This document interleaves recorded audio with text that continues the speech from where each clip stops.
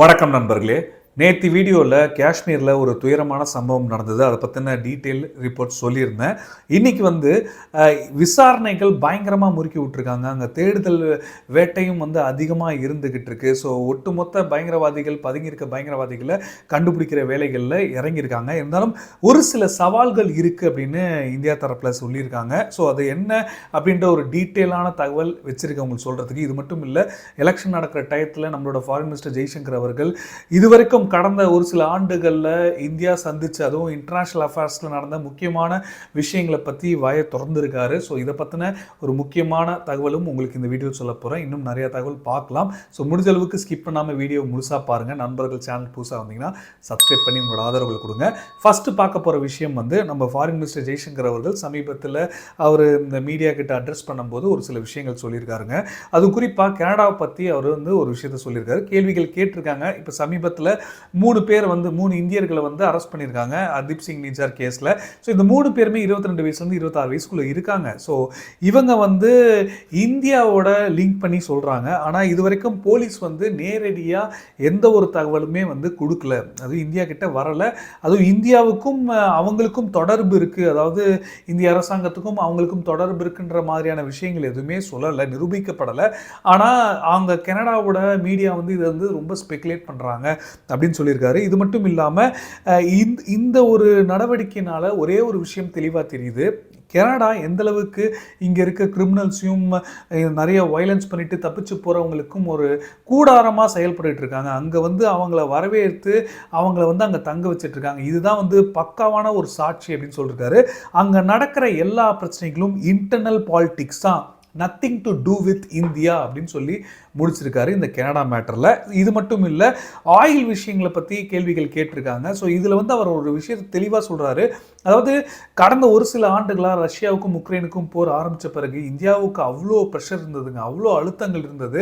அதுவும் ரஷ்யா கிட்டேருந்து நம்ம ஆயில்ஸ் வாங்கக்கூடாது அப்படின்னு ஒட்டுமொத்த வெஸ்ட் நாடுகளும் இந்தியா கிட்ட ப்ரொட்டஸ்ட் பண்ணிட்டு இருந்தாங்க. இந்தியாவும் நான் அலைடாகவே இதை கொண்டு போயிட்டு இருந்தாங்க. இந்தியா ஸ்மார்ட்டாக இதில் ப்ளே பண்ணனால தான் இது வரைக்கும் நம்ம ரஷ்யா கிட்டேருந்து ஆயில் வாங்குறத இந்த வெஸ்ட் நாடுகளால் எதுவுமே பேச முடியல அப்படின்னு சொல்லியிருக்காரு. ஒரு வகையில் நம்ம இந்த வெஸ்ட் நாடுகளுக்கு செவி சாய்ச்சிருந்தோம் அப்படின்னா இப்போ பெட்ரோல் ப்ரைஸு கிட்டத்தட்ட 20லேருந்து 25 ரூபா அதிகரிச்சிருக்கும் அப்படின்ற விஷயங்களை சொல்கிறாரு. ஸோ கடந்த ஒரு சில ஆண்டுகளாக நாங்கள் பெட்ரோல் ப்ரைஸை இன்க்ரீஸ் பண்ணாமல் வச்சுக்கிட்டு இருக்கோம் அப்படின்ற விஷயங்களும் சொல்கிறாரு.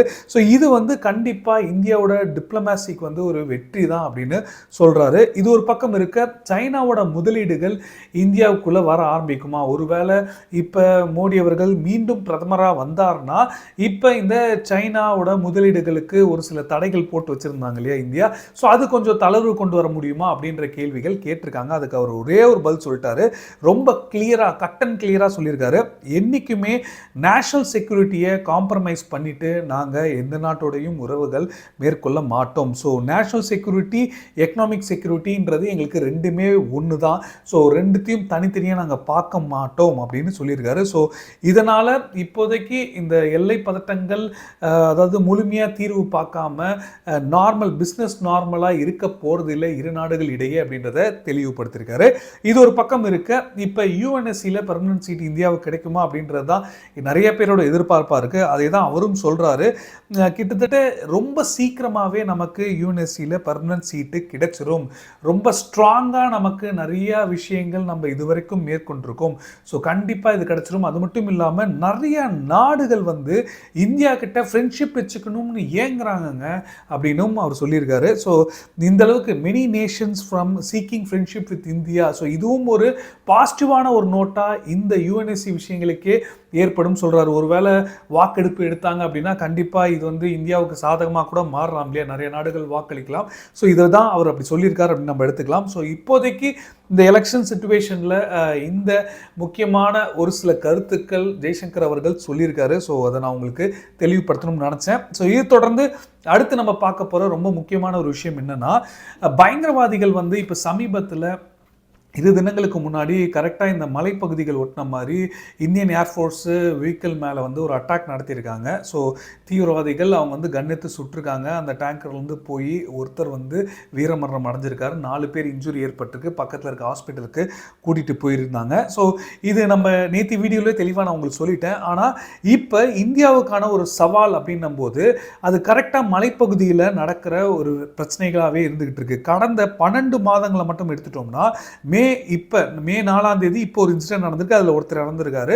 அதுக்கப்புறம் டிசம்பர் 21, 2023 வந்து நம்மளோட படை வீரர்கள் 4 பேர் வீரமரணம் அடைஞ்சிருக்காங்க. நவம்பர் 22 அதே மாதிரி 5 பேர் வந்து வீரமரணம் அடைஞ்சிருக்காங்க. செப்டம்பர் 13 இதே மாதிரியான சம்பவங்கள் நடந்திருக்கு.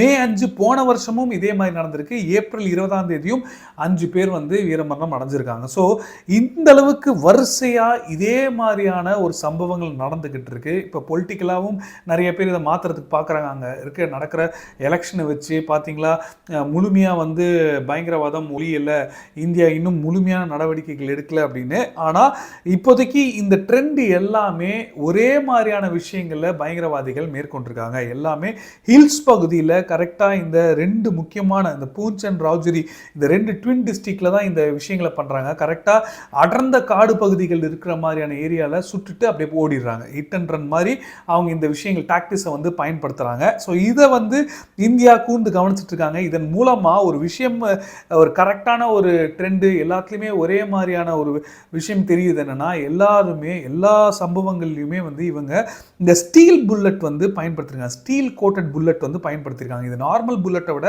ரொம்ப திக்காகவும் ரொம்ப வந்து ஸ்ட்ராங்காகவும் இருக்குன்னு சொல்கிறாங்க. இந்த புல்லட்டை பயன்படுத்தினால கிளாஸோ இல்லை என்ன மாதிரியான ஸ்டீலாக இருந்தாலும் இதை வந்து தொலைச்சிட்டு உள்ளே போகும். ஸோ இது வந்து அவங்க பயன்படுத்தியிருக்காங்க. ஒருவேளை அவங்க புல்லட் ப்ரூஃபே போட்டிருந்தாலும் இது வந்து அதையும் தாண்டி போகும் அப்படின்னு சொல்கிறாங்க. ஸோ இந்த ஸ்டீல் புல்லட் வந்து எப்படி அவங்க பயன்படுத்துகிறாங்க, இதை வந்து ஒரு க்ளூவாக வந்து கண்டுபிடிச்சிருக்காங்க. இது மட்டும் இல்லாமல் அங்கே வந்து இந்த புல்லட்டை பயன்படுத்தினா எப்படி இருந்தாலும் காயம் ஏற்பட்டுரும், என்னதான் தடுப்பு பயன்படுத்தியிருந்தாலும் காயம் ஏற்பட்டுரும் அப்படின்னு நினைக்கிறாங்க. அது மட்டும் இல்லாமல் அவங்க ரொம்ப ட்ரெயின்டாகவும் இருந்திருக்காங்க.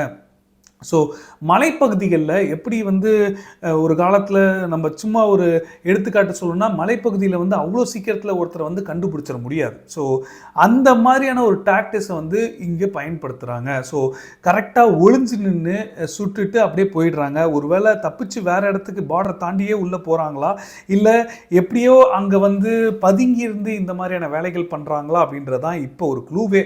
ஸோ இதை வச்சு தான் இப்போ வந்து அவங்களோட சர்ச் ஆப்ரேஷன் தொடங்கியிருக்காங்க. இந்த ஸ்டீல் புல்லட் அப்படின்றது இந்தியாவுக்கு, அதுவும் இந்திய படைகளுக்கு ஒரு பெரிய சவாலாக அமைஞ்சிருக்கு அப்படின்றது தான் நமக்கு தெரியுது. ஸோ இதை பற்றின உங்களோட கருத்துக்களை மறக்காமல் கீழே கமெண்ட்டாக சொல்லுங்கள், நானும் படித்து தெரிஞ்சுக்கிறேன்.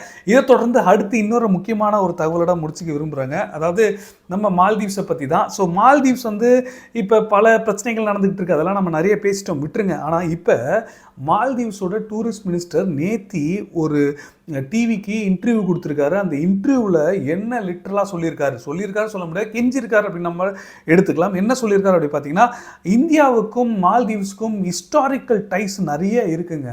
ஹிஸ்டாரிக்கலாக எவ்வளோ நம்ம வந்து ஒற்றுமையாக இருந்திருக்கோம், கல்ச்சர் எவ்வளோ ஒற்றுமையாக இருந்திருக்கு, இதெல்லாம் நம்ம யோசிக்கணும்.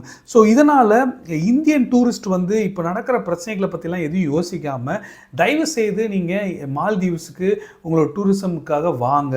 ஸோ நீங்கள் டூரிஸ்ட்டாக வாங்க, எல்லா விதமான ஏற்பாடும் நாங்கள் பண்ணுறதுக்கு தயாராக இருக்கோம், உங்களை வந்து வெல்கம் பண்ணுறதுக்கு நாங்கள் ரெடியாக இருக்கோம், அமைதியும் ஒரு நட்புறவுமான ஒரு என்வரான்மெண்ட்டை வந்து நாங்கள் கண்டிப்பாக கொண்டு வருவோம் அப்படின்னு அவர் இந்த இன்டர்வியூவில் சொல்லியிருக்காரு. ஸோ நாங்கள் புதுசாக தேர்ந்தெடுக்கப்பட்டிருக்க அரசாங்கமும் கண்டிப்பாக இந்தியாவோட டூரிஸ்ட்டுக்கு கண்டிப்பாக அவங்களுக்கு எந்த பிரச்சனையும் வரக்கூடாது, எல்லா விதமான கவனமோடு தான் நாங்கள் செயல்பட்டுருக்கோம் அப்படின்னும் அவர் தெரிவிச்சிருக்காரு. இது ஏன் திடீர்னு இவர் சொல்கிறாரு அப்படின்றது நமக்கு தெரியும். ஏற்கனவே சேனலை ஃபாலோ பண்ணுறீங்கன்னா உங்களுக்கு புரிஞ்சிருக்கும். 2 நாளைக்கு முன்னாடி நான் வீடியோவில் சொல்லியிருந்தேன், இந்தியன் கப்புள்ஸ் ஒரு ஆர்கியூமெண்ட்டில் அங்கே இருக்கிற மால்தீவ் சிட்டிசன்ஸ் வந்து அடிச்சிருக்காங்க, ஒரு பெரிய கிளாஷ் ஏற்பட்டிருக்கு, ஹாஸ்பிட்டல் கூப்பிட்டு போயிருக்காங்க. அந்த இந்தியரை. ஸோ அதுக்கப்புறம் ட்ரீட்மெண்ட் கொடுத்து அதுக்கப்புறம் அரெஸ்ட்டுன்ற பேரில் சும்மா அவனை வந்து விசாரணைகள் பண்ணுறேன்னு கூட்டிகிட்டு போயிட்டு அதுக்கப்புறம் விடுவிச்சிட்டாங்க சொல்லப்படுது. காலையில் கூட்டு போயிட்டு மத்தியானம் விட்டுட்டாங்க அப்படின்னு சொல்லப்படுது.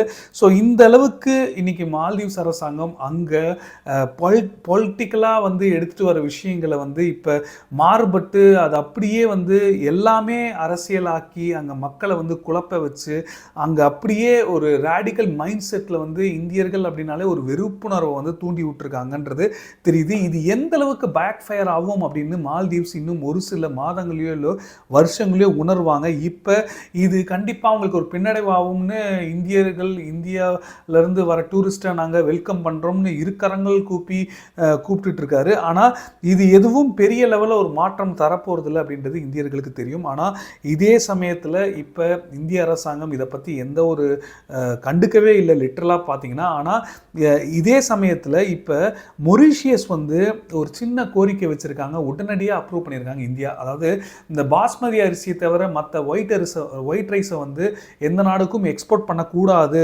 அப்படின்னு ஜூலை 20 வந்து ஒரு ஆர்டர் வந்து கவர்மெண்ட் பாஸ் பண்ணாங்க. அந்த ஜூலை 20 ஆர்டருக்கு பிறகு ஏதாவது முக்கியமான நாடுகள் ஒருவேளை உண்மையிலே உணவு பற்றாக்குறையாக இருக்குது அப்படின்னா மட்டும் அப்ரூவல் தரலாம்ன்ற ஒரு கணக்கில் வச்சுருந்தாங்க. இப்போ மால்தீவ்ஸோட எந்த ரிக்வஸ்ட்டுமே அவங்க அக்செப்ட் பண்ணல. ஆனால் மொரிஷியஸ் கேட்ட 14,000 டன்னு ஒயிட் ரைஸ், நான் பாஸ்மதி ஒயிட் ரைஸ் வந்து மொரிஷியஸுக்கு தரத்துக்கு வந்து ஒத்துக்கிட்டாங்க. இப்போ வந்து அப்ரூவல் கிராண்ட் பண்ணியிருக்காங்க. இதுக்கான காரணம் என்னதான் பேன் பண்ணியிருந்தாலும் அவங்க நாட்டில் வந்து உணவு பாதுகாப்பு ஃபுல்ஃபில் பண்ணுறதுக்காக இந்த விஷயங்களை வந்து இப்போ இந்தியா வந்து கிராண்ட் பண்ணியிருக்காங்கன்னு சொல்லப்படுது. இப்போ மொரிஷியஸையும் வந்து இந்தியா கொஞ்சம் கொஞ்சமாக வந்து அதாவது டெவலப்மெண்ட் ப்ராசஸுக்கு ஒரு பக்கம் உதவிக்கிட்டு இருக்காங்க அப்படின்றது நமக்கு ரொம்ப தெளிவாக தெரியுது. ஸோ கண்டிப்பாக மால்தீவ்ஸ்க்கு எல்லா பக்கமும் ஒரு செக்மேட் வைக்கிற மாதிரியான விஷயங்கள் இந்தியா பண்ணிக்கிட்டு இருக்காங்க. ஸோ எப்படி பண்ணுறாங்க அப்படின்றத நம்ம பொறுத்திருந்து பார்க்கணும். கொஞ்சம் வெயில் டெம்பரேச்சர் ஜாஸ்தியாக இருக்குது, அதனால் ஃபேன் போட்டால் சவுண்டு கேட்காது, ஏசியும் இல்லை. ஸோ அதனால தான் கொஞ்சம் உங்களுக்கு வந்து இந்த மாதிரியான ஒரு சிச்சுவேஷன் வேர்வை ஊற்ற சொல்லிட்டேன். ஸோ அதனால் தப்பாக எடுத்துக்காதீங்க. நாளைக்கு இன்னொரு வீடியோவில் சந்திப்போம். உங்களுக்கு இதை தவிர வேறு ஏதாவது கருத்துக்கள் இருந்தாலோ இல்லை நீங்கள் ஏதாவது சொல்லணும்னு ஆசைப்பட்டாலோ எந்த ஒரு தயக்கமும் வேண்டாம். நீங்கள் டேரெக்டாக இன்ஸ்டாகிராமில் கூட எனக்கு மெசேஜ் பண்ணலாம். இன்ஸ்டாகிராம் லிங்க் வந்து டிஸ்கிரிப்ஷனில் கொடுத்துருக்கேன். கடைசி வரைக்கும் இந்த வீடியோ பார்த்த அனைவருக்கும் நன்றி. ஜெய்ஹிந்த். பாய்.